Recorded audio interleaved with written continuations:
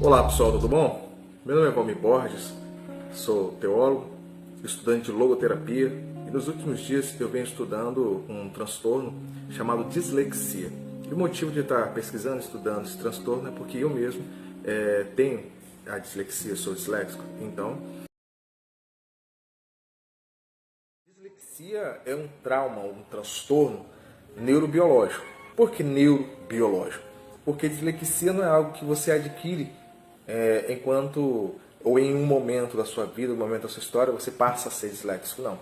Dislexia é algo que você nasce com esse transtorno. Você já nasce disléxico. A dislexia ela afeta diretamente parte cerebral. E o que ela atrapalha tanto assim que vem trazer esse transtorno de leitura de linguagem? Então, a dislexia basicamente ela atrapalha a decifrar símbolos. E quando a gente pega uma escrita, a letra na verdade é um símbolo. Então, você não conseguindo decifrar esse símbolo, você não consegue fazer uma leitura correta, uma leitura fluente. E não fazendo uma leitura fluente, você não consegue também interpretar o texto, porque o texto depende de todo um contexto. Então, quem é disléxico acaba passando por dificuldades na interpretação, porque a compreensão de um texto acaba sendo prejudicada por não conseguir codificar de maneira fluente os símbolos. Tem muitas pessoas que hoje têm um chamado para a pregação, têm um chamado no ministério da palavra, mas não consegue se dedicar na leitura, não consegue se dedicar na interpretação de texto e às vezes deixa de lado a leitura e a interpretação de texto porque acha que é uma dificuldade de aprendizagem que ela não consegue mais superar. Quando que o disléxico, embora ele tenha dificuldade na leitura, não significa que ele não saiba ler. Não significa que ele não consegue se superar, não significa que ele não consegue, ao longo de um período, conseguir ler e interpretar o texto. Não, eu sou disléxico e eu consegui fazer uma faculdade, fiz o que eu gostava, fiz teologia, hoje estudo logoterapia, mas são muitas leituras, são muitas interpretações de texto que eu poderia desistir se eu faço isso, eu não consigo interpretar. Mas o disléxico, embora ele não consiga interpretar o texto de cara, de imediato, ele só precisa fazer uma coisa, ele precisa insistir, ele precisa ler 1, 2, 3 vezes o texto para conseguir interpretar e entender aquilo que o texto, a mensagem do texto. E isso, às vezes, é o que está faltando para muitas pessoas no ministério da palavra. Eu conheço pessoas que gostam de ler a Bíblia, gostam, mas não conseguem se dedicar um período longo na leitura da Bíblia, de livro, de qualquer outra coisa. Porque para aquela pessoa aquilo é cansativo, para aquela pessoa aquilo é traumático. Por quê? Porque muitas pessoas elas não foram tratadas quando eram crianças.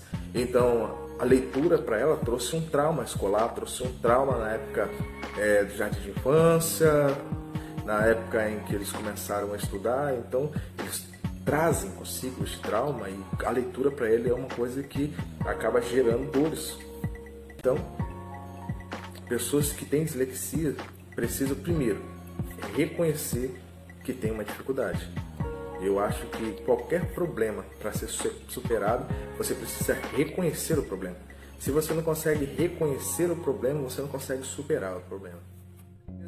Você observa pessoas que gostam muito do ministério da palavra, mas quando sobem para ministrar a palavra, quanto mais testemunhos, quanto mais coisas cotidianas que elas conseguem ver, viver, mas pouca coisa que elas conseguem estudar, meditar, pouca coisa que elas conseguem se aprofundar na palavra, na leitura da palavra, no contexto cultural, no contexto religioso, para trazer uma boa mensagem, uma boa explanação da palavra para as pessoas que estão ali esperando. Então ela lê um texto e às vezes não consegue entrar no texto, não consegue falar nada do texto, porque ler aquele texto para ela é traumático.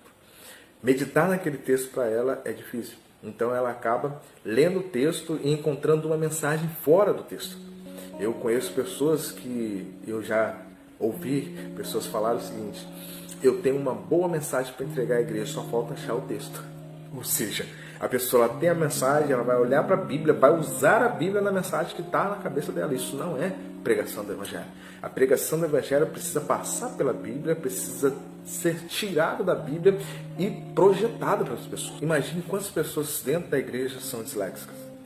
Quantas pessoas no seu ministério pode ter dislexia, tem dificuldade na linguagem, tem dificuldade na aprendizagem, tem dificuldade para entender as mensagens, a escola bíblica dominical e muito mais, porque são disléxicas e às vezes não sabe e não conseguiu identificar na infância, ou às vezes sabe, mas está retraída. Quando você pede para ler um texto, ela não lê, ela se esconde na escola bíblica dominical, ou então quando ela tenta ler, ela lê e as pessoas não entendem o que ela está lendo, ou seja, a dislexia está bem presente perto da gente e a gente precisa abrir o olho para ajudar. Agora, queria deixar algumas coisas, algumas ideias para você que pode ter dislexia, acha que tem dislexia, está vendo esse vídeo e está dizendo consigo mesmo: eu tenho dificuldade realmente para ler um texto, para interpretar um texto, e essa dificuldade me acompanha desde a época da escola.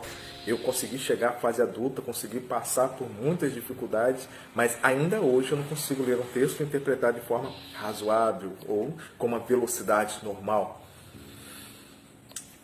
Qual dica que eu posso te dar? Primeiro, leia. Mas eu não gosto muito de ler. Escute. Escute, porque o disléxico, às vezes, ele não consegue ler fluente para entender um texto, mas ele consegue ouvir. E ouvindo o texto, ele consegue interpretar o texto, entender o texto. É por isso que algumas faculdades, algumas escolas, principalmente na América, existem os audiobooks, né, os livros em áudio. Desde o jardim de infância, quando a pessoa é identificada como disléxica, a criança, o audiobook vai acompanhar a vida dela estudantil inteira. Por quê? Porque o disléxico ouve muito bem e consegue interpretar muito bem quando ouve. Às vezes até provas são feitas orais para eles. Por quê? Porque ouvindo eles conseguem interpretar e dar uma boa resposta. Então é uma boa técnica você pegar a Bíblia em áudio. Você quer pregar, por exemplo, em tal texto, então você pega a Bíblia em áudio e coloque o áudio, pelo menos um versículo, um capítulo antes do capítulo que você quer pregar e um capítulo depois, para você conseguir ter uma ideia de toda a narrativa daquilo que você quer transmitir para a igreja, para que você pegue o texto dentro do contexto e possa trazer uma boa mensagem. Uma outra dica que eu faço muito e eu uso muito, o disléxico ele tem uma coisa chamada pensamento visual. E talvez agora você vai falar bem assim para mim: realmente eu sou disléxica.